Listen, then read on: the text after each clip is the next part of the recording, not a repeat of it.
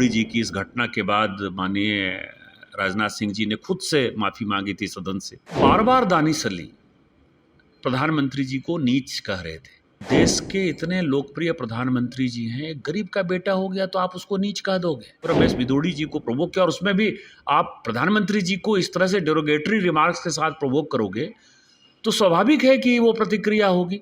तो मैंने स्पीकर साहब को कहा कि इसकी जांच कराइए। अभी जो कंट्रोवर्सी चल रही है लोकसभा की कि दानिश अली का काफ़ी वीडियो जो है चल रहे हैं कि दानिश अली को जो है भारतीय जनता पार्टी के सांसद रमेश भिदोड़ी जी ने जो है गलत शब्दों का प्रयोग किया और वो पूरी दुनिया देख रही है। कोई भी सभ्य समाज में यदि रहेगा तो इन चीज़ों को जो है कोई एक्सेप्ट नहीं करेगा।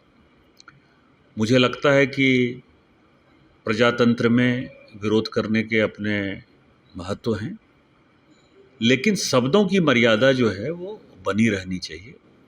और रमेश भिदोड़ी जी ने जो शब्द उपयोग किया वो कहीं से भी एक्सेप्टेबल नहीं है, वो गलत शब्द है और इन शब्दों का प्रयोग जो भी करते हैं वो निंदनीय है।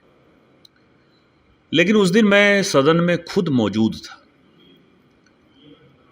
मैंने माननीय लोकसभा के स्पीकर को कहा है, मैंने पत्र लिखा है और पत्र लिखकर कहा है कि जो चंद्रयान पर उस दिन डिस्कशन हुआ, माननीय राजनाथ सिंह जी ने जिस डिस्कशन को स्टार्ट किया, और आपको पता है कि भिदोड़ी जी की इस घटना के बाद माननीय राजनाथ सिंह जी ने खुद से माफ़ी मांगी थी सदन से और कहा था कि इस तरह की बातें नहीं होनी चाहिए।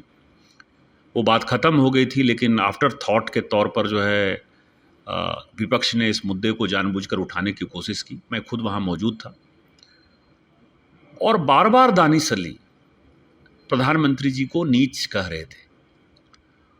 और यदि आप प्रधानमंत्री जी को देश के इतने लोकप्रिय प्रधानमंत्री जी हैं, गरीब का बेटा हो गया तो आप उसको नीच कह दोगे। आप अपने नाम के पीछे यदि कुंवर दानिश अली लगाते हो, कुंवर का मतलब यदि राजा यदि आप हो गए तो आप अपने आप को किसी को भी जो है कीड़े मकोड़े समझोगे। और स्वाभाविक है कि हम भारतीय जनता पार्टी के लोग मोदी जी के कारण ही जीत कर आते हैं। मोदी जी हमारे नेता हैं तो हम जो है जीत कर आते हैं। जनता वोट मोदी जी को देती है। और कोई स्पीकर यदि बोल रहा है उसको बार बार प्रोवोक कर रहे हो, रमेश भिदोड़ी जी को प्रोवोक किया और उसमें भी आप प्रधानमंत्री जी को इस तरह से डेरोगेटरी रिमार्क्स के साथ प्रोवोक करोगे तो स्वाभाविक है कि वो प्रतिक्रिया होगी। तो मैंने स्पीकर साहब को कहा कि इसकी जांच कराइए।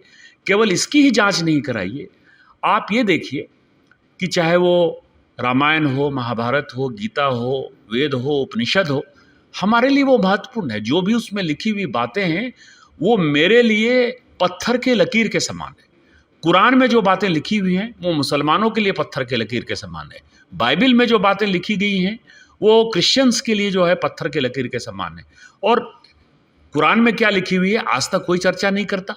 चांद के बारे में उनकी एक अलग ओपिनियन है, साइंस का एक अलग ओपिनियन है, लेकिन उस पर चर्चा नहीं करता। उस दिन सौगत राय कहते हैं कि पुष्पक विमान था ही नहीं, राम का एग्जिस्टेंस ही नहीं है। डीएमके वाले कहते हैं कि हम द्रविडियन हैं, कोई हिंदू धर्म ही नहीं है, कोई सनातन धर्म ही नहीं है। सेतु समुद्रम को आपने ये कर दिया, कोई उसको कीड़ा कह रहा है, कोई मकोड़ा कह रहा है, कोई एड से तुलना कर रहा है।